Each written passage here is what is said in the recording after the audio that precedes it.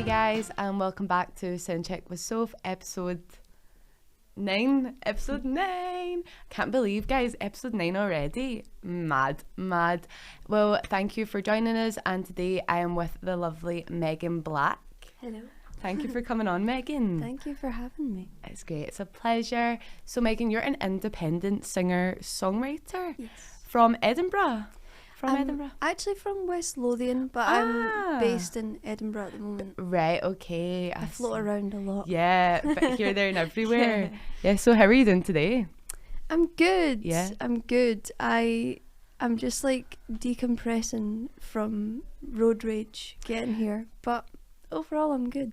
Yeah, good. How are you? Yeah, I'm good. Happy to be here. I'm on a high this morning, guys. I don't know. I had a full night's sleep and I'm just like, I feel like I came in and I do feel bad for William. William is our producer and I do feel very bad as I was quite intense this morning. Just like all these mad things like going through my head. jumping around. Yeah, I don't know. And like he was just kind of like came in like, Are you okay? But I'm here. I'm good.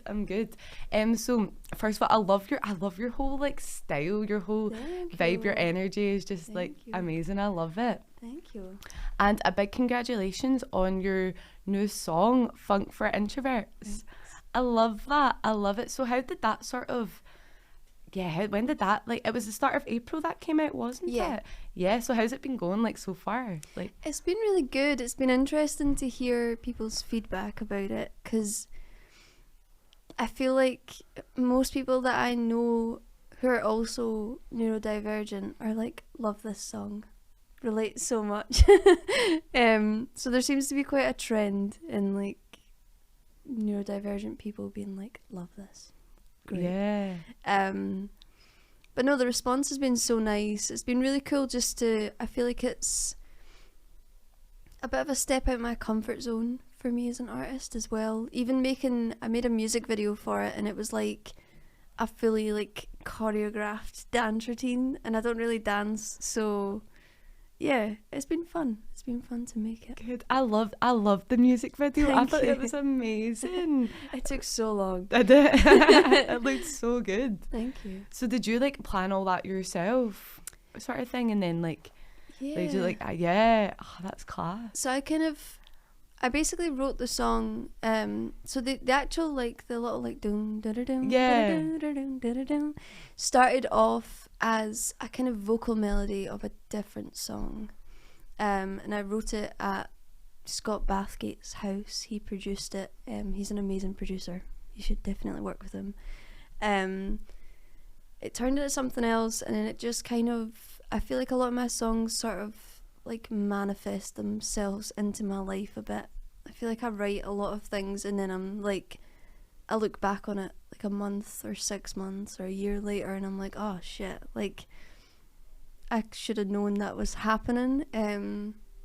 So I wrote that song and the lyrics of that song at a time where I was going through therapy and my therapist was like, have you ever thought you might be autistic? And I was like, no, never.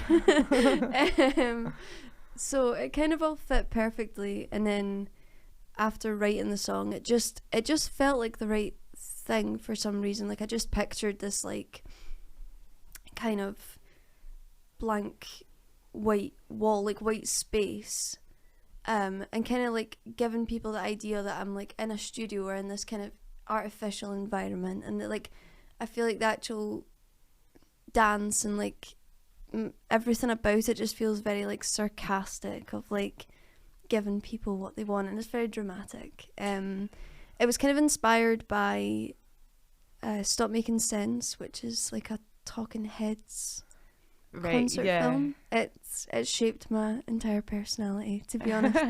The kind of awkwardness of it felt quite shaped by that, and then I took it to a choreographer, Lisa Bowie, and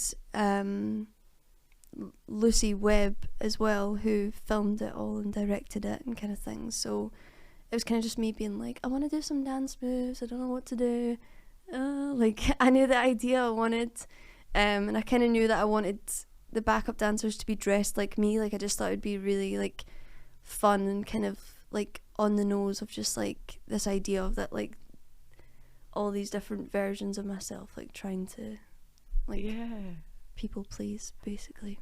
I honestly, I loved it. It was very well like put together. It was, Thank you. and I loved the wee dog as well. Was that your dog? Yeah, it was actually, it's my parents' dog. I regret so much getting her. She was like What? the hardest part of that entire, like she's so cute. Like her name's Cookie. Cookie. Oh, And Cookie. she's like, she is the love of my life. Like I love her so much. I don't have my own dog, so every chance I get, I'm like, Mum, can I take Cookie?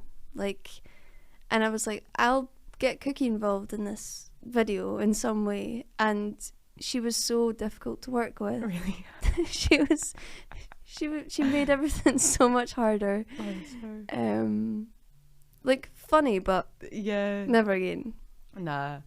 Yeah. I love as well, like, I think like a lot of people, what you're saying about like being like neurodivergent and things like that, I think like a lot of people who are like on the same boat will be able to like really relate to that as well, and things like that as well. And I think like I noticed that like in a lot of like your songs, I feel like there's a lot of people be able to relate to different things, like you'd cover a lot of different topics.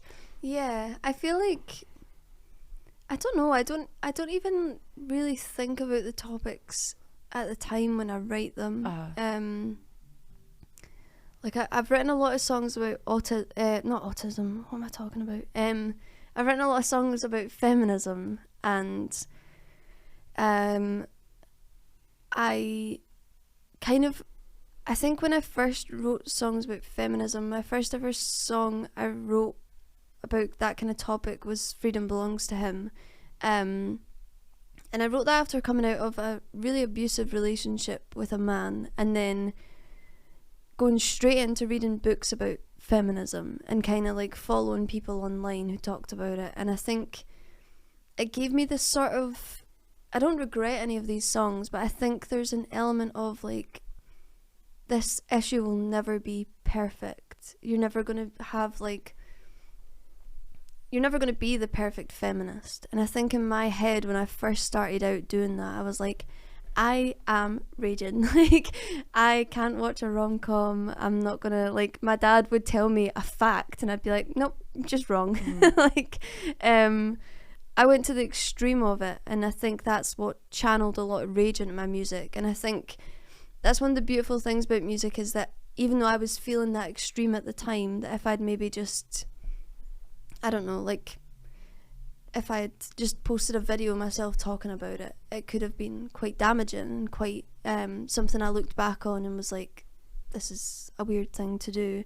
But I think because I'd actually channeled it into music and into something that withstands like old versions of me, it's felt quite nice. But yeah, I try and talk about issues in my music that don't feel like I'm just like preaching to people. Yeah, it kind of just comes. You don't like pure like I get what you mean. Don't go into it thinking like I'm gonna do this. It kind of just As I say, it sort of like manifests itself like any of these songs. I think the only song that I was like, I'm gonna write this, was Mother Sister Lover, and it was literally, I hadn't written a song in so long. I'd had such a like kind of block with songwriting, and I was filling up my car.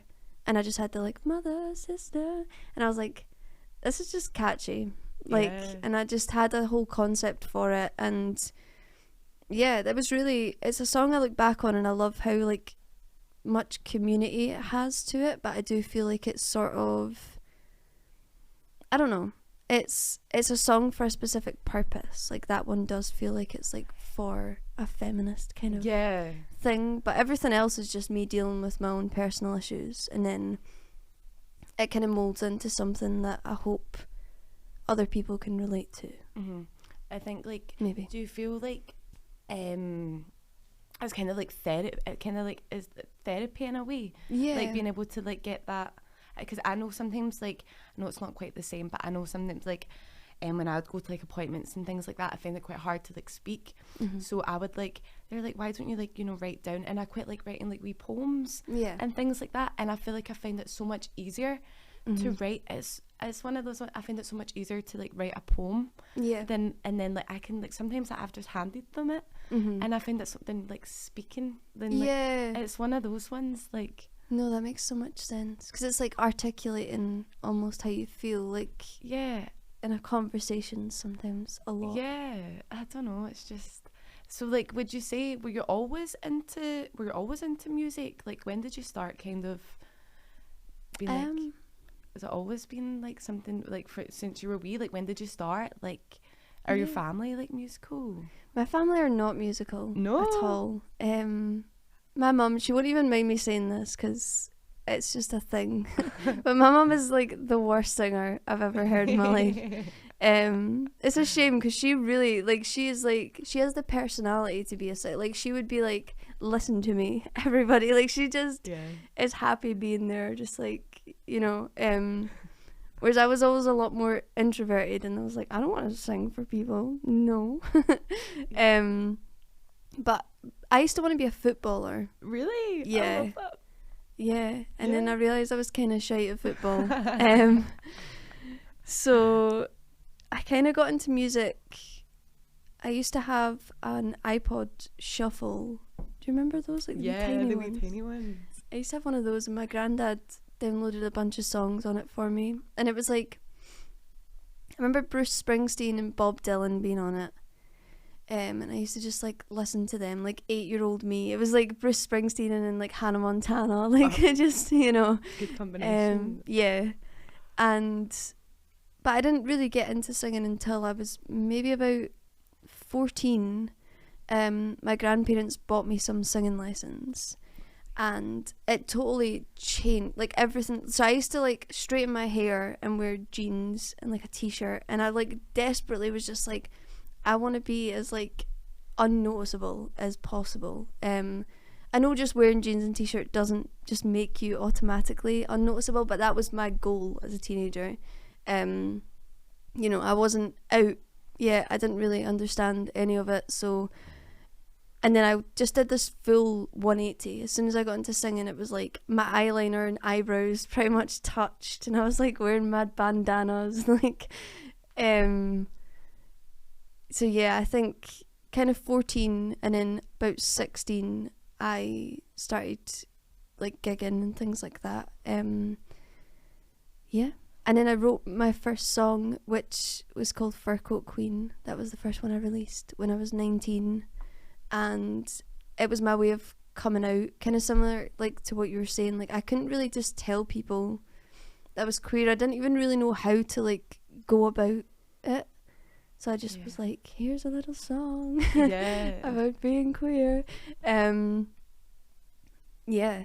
And it just, from there, we then went into lockdown. So it doesn't feel like I've been doing it for very long, but it does feel like I've had inspiration around me for quite a long time. Yeah, and it kind of just like all pieced, like, I love how as well your grandparents got you singing lessons. Like, that's so sweet. It was so nice. Yeah. I joined a folk band as well when I was a teenager. Nice one. Are you still kind of like into that? I think I am in terms of like the storytelling aspect. I love like the idea of like, I mean, I still listen to folk music, but I wouldn't say my music fits that as much. But I'd say maybe like lyrically, I get a lot of inspiration from that. I used to just play Wagon Wheel on repeat. Oh, I do. I love singing that on karaoke. I love that. It's like ingrained in my brain, that song, just like over and over. But yeah, Hannah Montana was definitely the start of it for me. Yeah, but best of both worlds. Yeah. Football and singing. Like, I was playing football, but deep down I was like, I want to be Hannah Montana. Yeah. Where's my Malibu beach house? Like, I love that. So you describe your music as like old man music for the gays. So like, what does that entail for those who might not? I don't even know. I love that. I actually love that. I think that's hilarious. I love it. I think it's like, for me, I do love like old man music. Like, I don't know. I don't know what old man music means, but you get like from that sort of era. I love like kind of like rock music. I feel like that sort of like nostalgic kind of sound. I feel like I'm really influenced by a lot of like 60s and 70s style rock, and I kind of want to be able to recreate that, but in a way that actually fits my own worldview of being a queer woman. Like, a lot of people I look up to, like Mick Jagger, I'm like, Mick Jagger's so cool. But equally, like, the Rolling Stones are not known for being, like, hardcore feminists. Do you know what I mean? And I think I just wanted to, like, hear music that sort of sounded like that. Not the exact same, but sounded like that. Or kind of brought you to that time. I feel like there's a real, like, rawness there with that style of music. Just for me, personally. And, like, singing that style of music, I really enjoy it. And writing little riffs and things. But I wanted to do it in a way that felt like it empowered my own voice and people who are like me, because I don't feel like we necessarily have that from listening to like men with guitars being like, I don't know, just talking about women. I don't know, like there's so many aspects to it. So I think it's like that style of music, because I think a lot of people relate to that style of music. Like it's been around, and even like anything you kind of listen to is influenced by not just these artists, like, you know, it's influenced by music that's come way before then. Like we basically just took music black people were making and passed it off as our own as white people. And that part sucks, it really does, but it's like, I think it's influenced and shaped every single part of now how we make music and how we listen to it and how we appreciate it. And I just, I don't know, I think if I can find a way of like giving people that through my own sound, and play music that I enjoy playing, but still doing it in a way that feels like it's like, okay, we're kind of past like, I don't know, just talking about like misogynistic kind of nonsense basically in songs. Like we don't need to be doing that. Nah, I totally agree. Yeah. So I feel like as well, you've definitely got like a big fan base of like people who obviously like agree with the good, but like agree with like exactly what you're saying, and they obviously support that. And I think it's just something that should be a lot more. Everyone should be speaking about this a lot more, and it should be a lot more known. So I think for you, I think you have a voice, which is very good, obviously, but also the voice and what you speak about and how it should all be more noticed. I think, you know what I mean, and definitely in these issues and things like that. No, absolutely. And again, on what you're saying about like, you know, being like queer, and would you say like, what's that sort of like community like in the music industry then? What would you say, like, I think it's evolved a lot more now, so than of course than what it obviously used to be. Do you mean like the kind of LGBT LGBT? Of course, sorry. That's okay, I thought that's what you meant, but I was like, I should probably check this. I think it's a bit of a strange one, because I feel connected to the queer community, but equally I think there's a lot of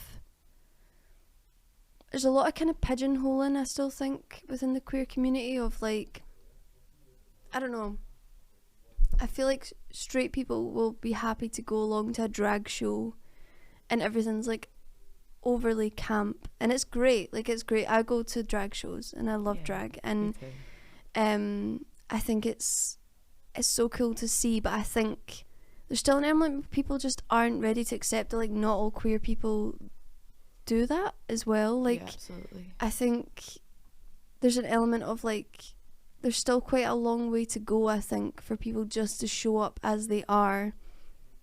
Like I have quite a lot of people that always ask me like, what does being queer have to do with it? And it's like the only people that ever ask me that are straight people. Like ever. And it's fine, I don't mind answering those kind of questions, but I think it's more like until I can show up exactly as I am and be respected for that. And I think my queerness doesn't really come into it on an external level. I think like people can probably look at me and be like, don't think she's quite straight. Like, I don't know, like just outwardly, like I don't feel like I give off that energy, and that's fine. But equally there's plenty of queer people that like aren't flamboyant, or do you know what I mean, like they just show up in the world, and it's kind of like, I think the representation still is kind of skewed, but again, for me speaking, I am still cis and I'm femme presenting, so I feel like my main issue is being a woman and trying to be taken seriously doing that. Yeah. Whereas there are other artists who are perhaps non-binary or are trans, and it's like just the amount of shit they have to put up with. It's just like, oh man. And I can't really speak on that because I don't experience it the same way. But I think that's why even as part of the queer community, I still have to be like, oh yeah, it's important that, you know, I'm queer and I'm still showing up as that version of me as well. In what I do and in the music I make, with the hope that I don't know, I think like, sorry, I'm going on a bit of a tangent, but like, no, I love no, it. it's I love alright. a tangent. I think for me, like, I grew up in quite a small town, and being young and being queer and being from a small town is quite a challenging thing. Like, I didn't really see anybody else around that was like me. And I think now I make music that hopefully younger Megan would listen to and be like, oh, that's cool. Do you know what I mean? Like, that's sort of my main hope. And I think that's where the queer community is that like there's so many amazing queer creators that are actually just like constantly putting out things that hopefully the next generation won't have to deal with the same shit that they did, and so on and so forth, like the people before us. And but I definitely think I have a lot of privilege in my queerness. Like, it's not the first thing people notice about me. It's not something people automatically hold a prejudice towards. It definitely shouldn't. It shouldn't be anyway. Just no, exactly. Yeah, that's it. It just shouldn't be, but it unfortunately is for a lot of people.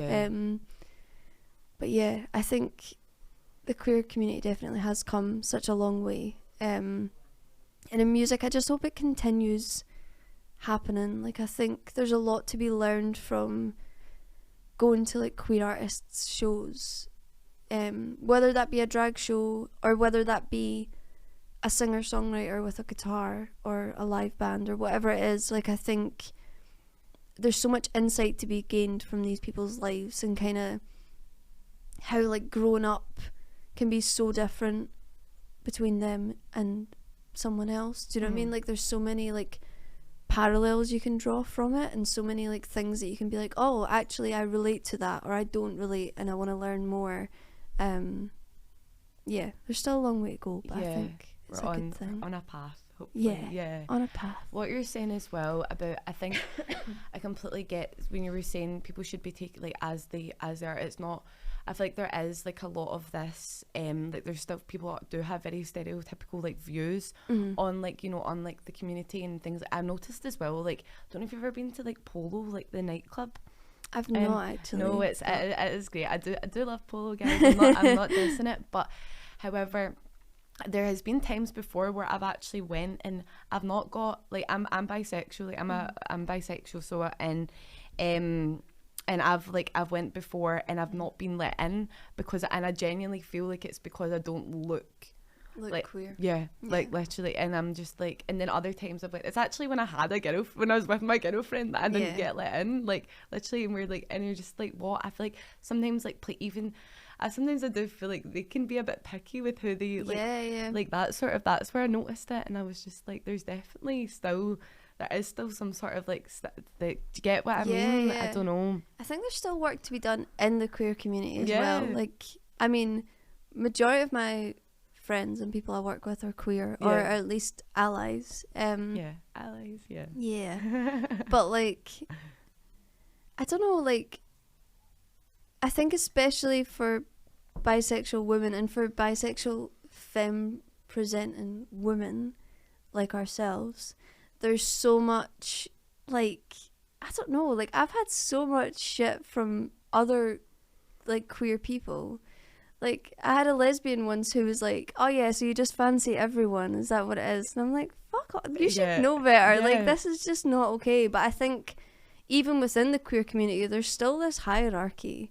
There's still this thing of like, but you might be, but you're not enough. You're not queer enough, or you don't look queer enough, or you're not whatever it is. So it's like, it's a weird position to be in. Yeah. And then if you are like, if you're, for example, a trans artist, or you know, identify as non-binary, or you don't quite fit into these boxes, then you get shit from people as well. So it's like, you're either like, you know, exceptionally queer and people know it straight away and you get accepted into these spaces, but then that comes with all of the nonsense from the world in general. Yeah. Or you're not, and then you don't quite fit into either. Like, it's weird. There is a long way to go with it, for sure. Yeah. Oh, it's one of those, you could literally, guys, could speak about it all day, like, honestly. And see what you were saying about, I loved how you said about you make music and it's like for like younger Megan. Yeah. Sort of, I really like that. Like, and I think like, so it's like you do that. If people like it, which they do, but if people like it, then that's kind of like a bonus. But just saying you do it for yours, I think that I kind of like think like that with like my podcast. It's like, people like it, great, but I do it because it's just always something that I've been passionate about. Yeah, you know what I mean. It's just you love doing it. Like, that's, I like the way you put that. Like, yeah, it's something that I mean, it's definitely, I still go through the motions of being like, oh my gosh, I hope people like this. I hope people validate this. But I think it's a healthier approach to have, to be like, oh, I'm actually doing this for a different reason than hoping other people like it. And I've definitely, you know, written songs that I can tell I'm not writing for me. I'm just doing it because I'm like, oh, people might think this is catchy or whatever. So it's constantly balancing that. But I think at the core, like, root of what I'm doing, I think like younger Megan's involved in it. Yeah, so. I'm sure she'd be so proud. I hope so. I've seen as well, so did you perform in San Francisco? I did. Yeah, I was doing my wee research and I was like, wow, how did that come about? That's amazing. I have no idea. Yeah, it was sort of like, so I wrote a song called San Francisco, and it was basically like, I've worked so many really shit jobs, like, as a creative. I'm just like, there's so many jobs I've done that I just really, really didn't like, and it really skewed my whole world view a bit. And I wrote San Francisco being like, if I can just get to this like mystical place or this point in my life, it will give me permission to keep like singing songs and floating about and just like not doing all the shit that I don't want to do. Like, obviously that's very like dream reality. There's still things even within music that I don't want to do, but it felt like such a like big milestone for me to actually play there. I was so nervous for it. I was like, oh my gosh. But yeah, I booked 2 shows. So there was one in San Francisco and one in Los Angeles, and it was so fun. I'm hoping to go back soon. So amazing. What's the scene like over there? Like, what's it like? I mean, it's a really weird place. Like, I would love to spend some time in California. Like, I just really like it. Like, first of all, the weather is ideal. Makes sense. But there's a lot of like creativity and there's a lot of good things, but there's also like such a like weird energy, like, because there's so much wealth and so much like just poverty, and like it does feel like this really like contrasting thing. San Francisco felt a lot more chilled to me. Like, it felt a lot more like a kind of community thing, and the music scene there just seemed very like vibrant and just like people were just up for like having a good time. But I'm not too sure about LA. I would still like to go back anyway. But yeah, if anyone's planning on going there, I would say just like it's like a very weirdly magical but also underwhelming place. I think there's a lot of like just things that you're like, this is kind of fucked up. There's just like mansions and then like, you know, it's like but it's kind of one this extreme to the other. But I think it's the same in a lot of places, like just in general. So. Yeah, it's mad how that like, even like, you know, here it's mad how you can be in one place and then you go just like round the corner and it's so like it's mad. Yeah, like, it really is. So see, when you went, were you there for like a wee while? Did you like make did you go for like a week or a couple of weeks, or were you just there to do the shows and then? I was there for 8 days. 8 days. Yeah, it was quite an intense 8 days. Yeah.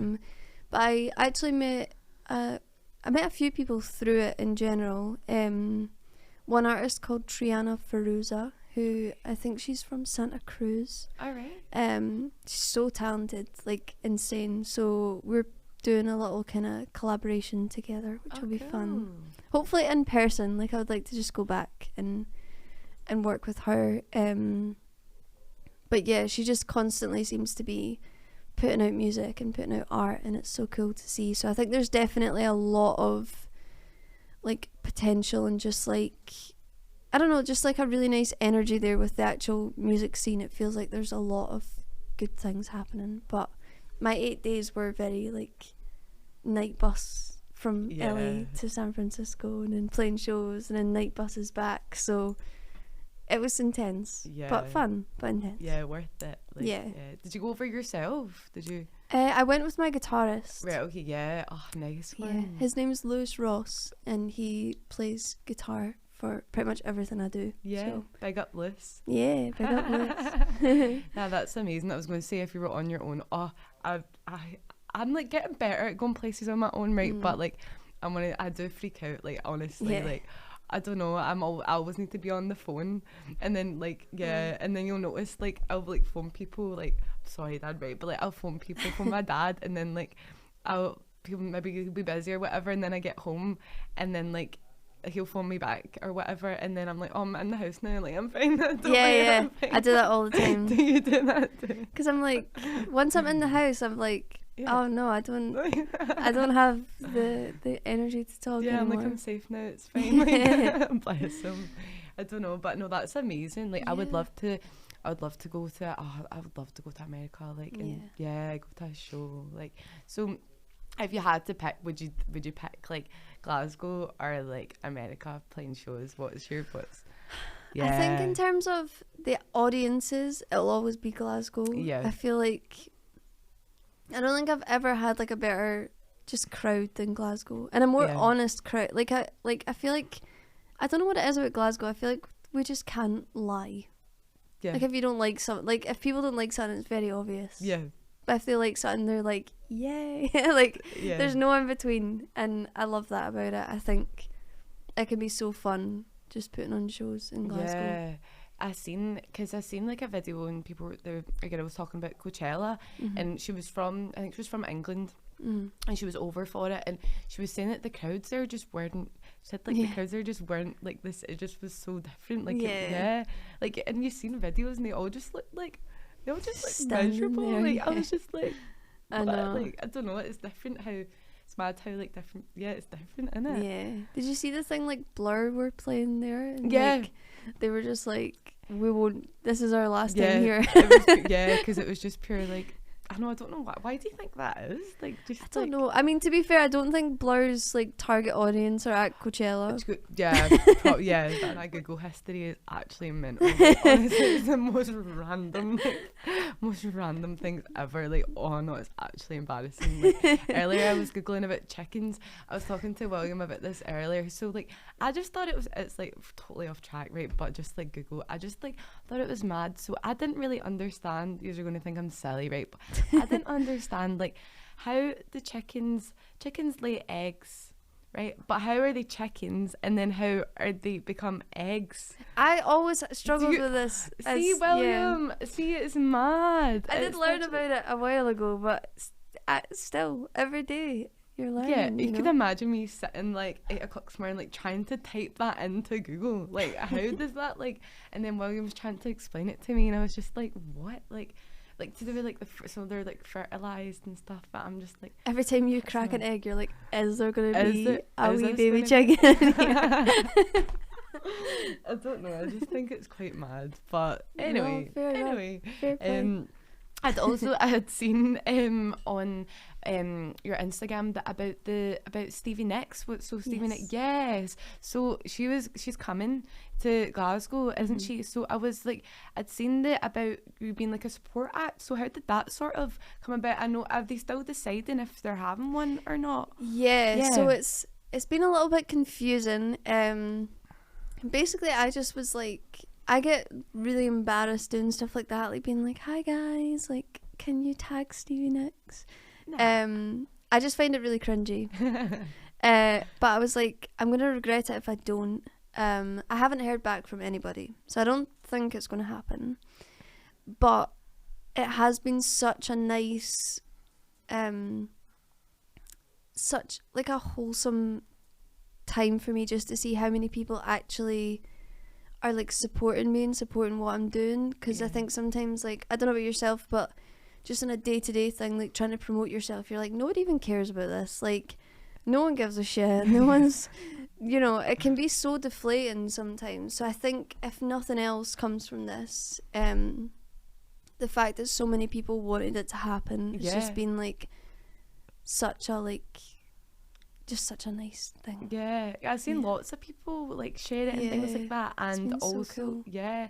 On the other day, me and William were having a wee chat, and George, who works down at the bungalow, he's one of the sound engineers, and I was saying, he was asking like who's on next and things like that. I was like, oh yes, I've got Megan Black on, and he was like, oh, like is that like Stevie Nicks, like being a bit of I was like, yeah, I was like, yeah. So he'd like obviously seen that like on like social media, so it is definitely people are definitely like talking about it and things like that. It's so nice, like it's really cool. And I know, like, I've had such mixed reactions from people as well, because some people are like, you can't do it that way, and I'm like, well, as an independent artist, I don't really have the connections to just be like, hey, like who said so anyway, like literally who said you couldn't, like, exactly. Well, I've seen stranger things happen on social media, so I'm like, and the thing is, I know, I mean, I doubt Stevie Nicks is using her own Instagram. Like, have someone to, I mean, she's still rocking it, you know, but she's also like 75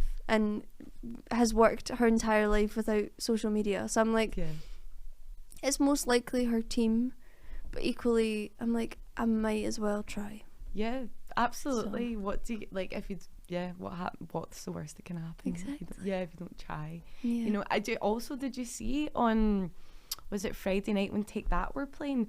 There was a boy, and he was playing, so Ollie Murs didn't make it.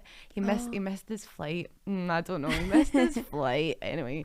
So so my gran was pure gutted. Like, my gran pure loves Ollie Murs, and she was going, why do grans love Ollie Murs? I don't know what this is.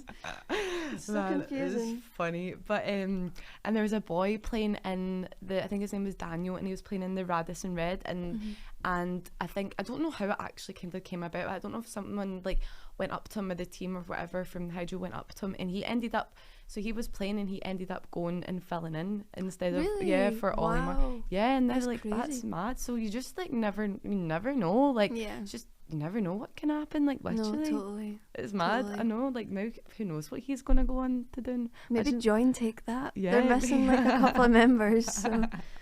No, that is amazing though. I think that's the thing, you just have to, like, as hard as it is, you just have to sometimes be a bit like kind of delusionally optimistic and just be like, let's see what happens, because sometimes like crazy shit happens and I'm like, this is great, and I would never have gotten any of these crazy things without just being a bit like, we'll go with it, see what happens. So, absolutely. I think you're completely right, and I think one of the things that holds me back is like I overthink things too much. I think if I just did it like without something, it's best just doing it. And as I said, like, what's the worst that could happen? It doesn't work out, or whatever, you know what I mean? Just try it.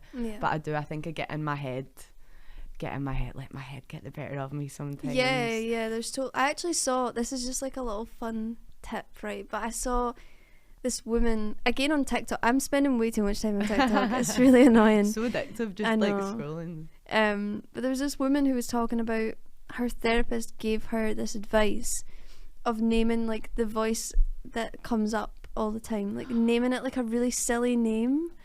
I've heard that, So I'm calling mine Janet at the moment. Mine's just called Susie, and she's Susie. Like a wee chimp, and she wears like a wee red dress. I've heard that. It's such good advice, because it's like, once you separate like you from like the voice being like, you're shit, like nobody likes you, then you're like, oh, shut up, Janet. Yeah. Get over yourself. That is mad.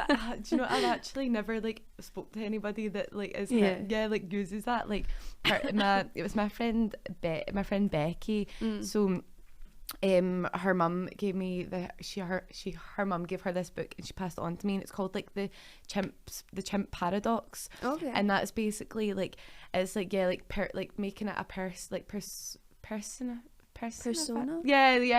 having like this like thing, and it just like, it's kind of like a way as well, like cheers you up in a wee way, because like I don't know, so like if you just imagine like this like chimp or whatever, and like you're in this wee red dress or whatever, and then like I remember Becky would say like, if you're in the car and you're driving and it's like, you know, Susie's going left and we're going left, and Susie's going right, we're going right, you're like, nah, like Susie, like I'm in the driver's seat, like, you know what I mean? So I love that.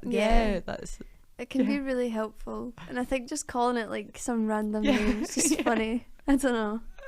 It does. It just like, I feel like sometimes it obviously works, depends how in your head, like how in it you are. Like sometimes like I feel like doesn't matter, there's nothing like there's nothing that's gonna get you out of it, but sometimes it's just good to like totally. I feel like when I speak to my mates about it, they're like, what? So that's mad that I'm just like amazed that you know that also.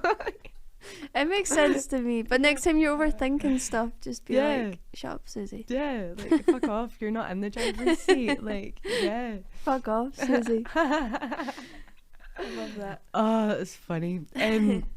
So like what sort of okay, perfect, thank you. So what sort of stuff have you got like coming, have you got anything coming up? I seen you were, is it Butte Fest is what I seen you've got that coming up? Is that July? Yes. July, so I've got quite a lot of festivals for this summer, which is going to be fun. A lot of them I've not been able to announce yet, so keep an eye on social media. I'm also currently writing a lot of new music, which will be a bigger project of some sort. I'm just kind of trying to like work out my own personal life and how to show up as an artist as well. I've recently gone sober after having like a lot of issues with that, so I think my main thing is like, how can I incorporate that into being a musician and actually like find a way of navigating it. I think it's quite a difficult industry to be sober in, so that's been fun, but it's been really nice, and like the actual support I've had around it has been really good. So I think for me it'll be focusing on doing what I can do and trying to create, but also being like, okay, it's cool, we can chill, we can just like enjoy making music and having fun. So. Yeah, I also think it's a very hard industry to, because it's like a lot of drink and things like that, all these like things are into the art and the music industry, you know. It's everywhere. I think like without it just is, you know, without like beating around the bush, and like so it is very hard, I think, to be I think find it very hard to be around it and stuff like that when you're in that kind of in that sort of space. But I don't mind like other people around me of course drinking and stuff. Like I find it weirder if people try not to drink or something. Like it just is weird, but I think for me that's my sort of next move as well, like on a personal level, and trying to like make that work with my own musical adventures as well. And I also might have some news about going back to America soon, which is exciting. That is exciting. And possibly some dance moves as well. I'm kind of getting into the whole dance move thing now. But I'm excited. There's loads of things. Lots to look forward to. I'm so excited for you. Thank you. I'll let you know about the Stevie Nicks thing. Let me know. If it does happen, I'll let you know. Man, just even if we could do a duet of Silver Springs together, I'd be happy. That would be cool. That would be sick. Do you wanna spill some tea? Yes. Yay! Guys, tea time. Guys, I've upgraded to sticky notes. Because I just like would cut them up before, so I'm like, I got wee colourful ones. I love the teapot. Do you like it? Yeah. Thank you. I got it off Vinted. Did you? Yeah. This wee man from like Dorset or something like that. I'm just picturing like some wee like old English man, like very proper, just with his like leopard print teapot. I know. Love it. Bless. Proper like wrapped it all dead nice and all that, so it was dead cute. Love that. I'll just give you a few. What era would you like to live in if you could choose? Would you bring anything to it from modern day? I would probably, I don't know, I do kind of like being a modern gal. Like I feel like I like having rights and stuff. Yeah. That's good. Fair. Probably like the 70s, Yeah. I would say, just in terms of like the vibe. And if I was to bring anything from now, I don't know.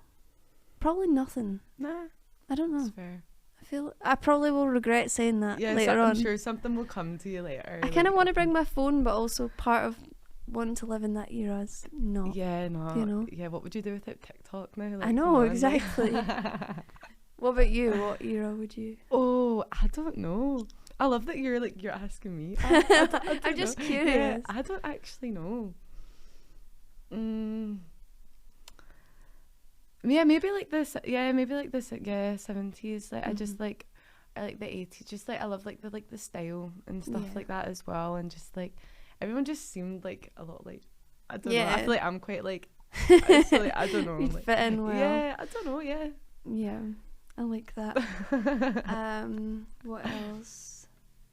What is my favourite song I've written so far and why? It's a really tricky one. I think possibly either Funk for Introverts or maybe Freedom Belongs to Him. I feel like that was probably like my first like rage like kind of song that I was able to channel into like rock. Yeah. It was fun. I like that. I do like that song. This one's so weird. What shoe size are you? I know. I was like, yeah. I don't know if people have been like watching my feet on stage. If this is because you want to borrow my shoes, then I'm a size 6. But if me there's, too. are you? Yay! I will. If I find like a good pair of cowboy boots in a charity shop, I will make myself be a 5 just to fit into them. That's fair. Yeah. Last one. Let's see. Oh my gosh, there's so many good questions. I think I will finish with. Okay, I'm just gonna say, where do I get my clothes from? Charity shops. And how do you think you've changed stylistically from your album was recorded?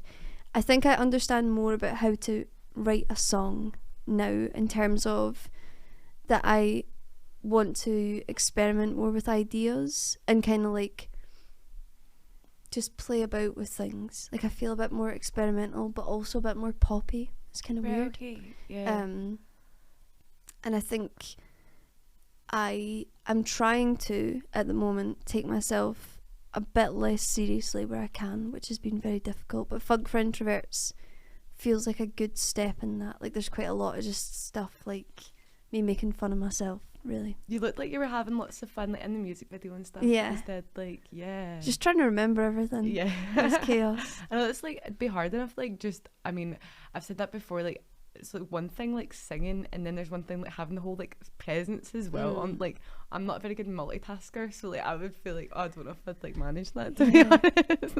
There's also a thing, I didn't realise this, but like when you are on camera, it's like you kind of have to like amp up everything, or else it like looks like kind of dull. Like I feel like all your facial expressions, like the way you would just talk normally, like if I was to like move about normally, you'd be like, oh, she's just having a good time. But on camera, for some reason, like the energy doesn't come through the same. Right. Okay. I find so like that whole video, I was just like, yeah. it was so extra, but yeah, I love it. If you guys haven't checked it out, then you definitely should go do that. That's Funk for Introverts. Yeah. Well, thank you again, Megan, for coming on. Honestly, it was great having you on. Thank you. It really was. And where can the lovely listeners, watchers find you on social media? So I'm on social media just at Megan Black Music. It's a photo of me like posing as like a kind of Barbie doll, like waving with a guitar. So There you'll you find go. me. That's a good description. Yeah, I'd Yeah. say, yeah, perfect.